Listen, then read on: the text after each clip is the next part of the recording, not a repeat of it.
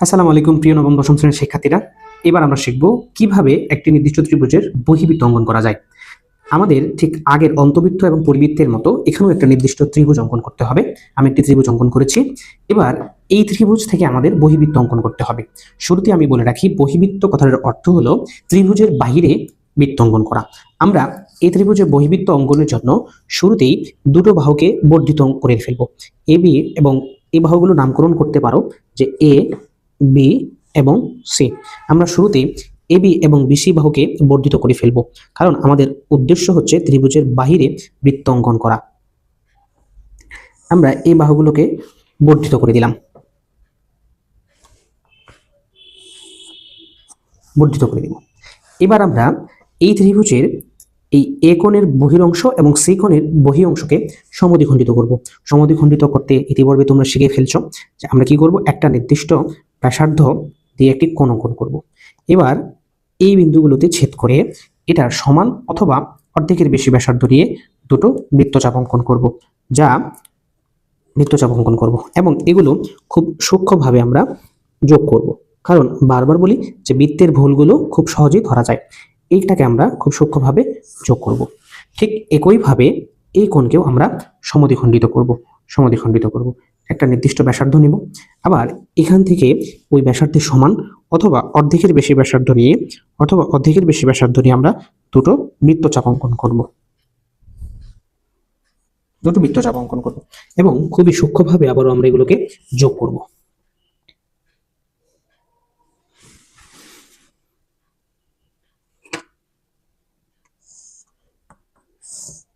যোগ করব। এবার দেখো, এগুলোকে আমরা নামকরণ করতে পারি সি এম এবং এ এন, যথাক্রমে পরস্পর ও বিন্দুতে ছেদ করে, এবং এই ও বিন্দুই হবে আমার এই নির্দিষ্ট একটি ত্রিভুজের বহির্বৃত্ত, নির্দিষ্ট একটি ত্রিভুজের বহির্বৃত্ত। এবার আমরা কি করব, এই ও থেকে এসি এর উপরে একটি লম্ব বিন্দু অঙ্কন করব। যদিও আমাদের পাঠ্য বইয়ে কিভাবে লম্ব বিন্দু অঙ্কন করা হয় তা সম্বন্ধে কোনো বলা হয়নি, আমি ডিটেলস আমাদেরকে বলছি। আমরা ওকে কেন্দ্র করব, ওকে কেন্দ্র করে এই এসি এর উপরে এমন একটি বৃত্তচাপ অঙ্কন করব যাতে এটি এই এসি বাহুকে ছেদ করে, এসি বাহুকে যাতে ছেদ করে, অবশ্যই এভাবে যাতে থাকে। দেখো আমার এখানে দুটো ছেদবিন্দু তৈরি হয়েছে, এখানে একটা এবং এই জায়গায় একটা, দুটো ছেদবিন্দু তৈরি হয়েছে। এবার আমরা এই ছেদবিন্দুগুলোর যে কোনো একটিকে কেন্দ্র করে এটা সমান অথবা অর্ধেকের বেশি ব্যাসার্ধ নিলেও হবে, সমান নিলেও হবে, অর্ধেকের বেশি নিলেও হবে। আমরা দুটো ছেদবিন্দু থেকে দুটো বৃত্তচাপ অঙ্কন করব, দুটো ছেদবিন্দু থেকে দুটো বৃত্তচাপ অঙ্কন করব এবং এই বৃত্তচাপগুলোকে ও বিন্দুর সাথে আমরা এবার যোগ করব। যেহেতু আমরা শুধু এই এসি এর উপর একটি লম্ব বিন্দু অঙ্কন করছি, তাহলে পুরো যোগ না করে শুধুমাত্র এসি বাহুর উপর পর্যন্ত যোগ করলেই হবে। এই বিন্দুটার নামকরণ করলাম আমরা ডি বিন্দু। এবার ওকে কেন্দ্র করে ডি এর সমান ব্যাসার্ধ নিব, ওকে কেন্দ্র করে ডি এর সমান ব্যাসার্ধ নিয়ে এবার আমরা একটা বৃত্ত অঙ্কন করব। ডি কে কেন্দ্র করে এবার আমরা একটা বৃত্ত অঙ্কন করব, যা এই বাহুগুলোকে অবশ্যই ছেদ করবে। তাহলে এইটাই হবে আমাদের এবিসি ত্রিভুজের বহির্বৃত্ত অঙ্কন।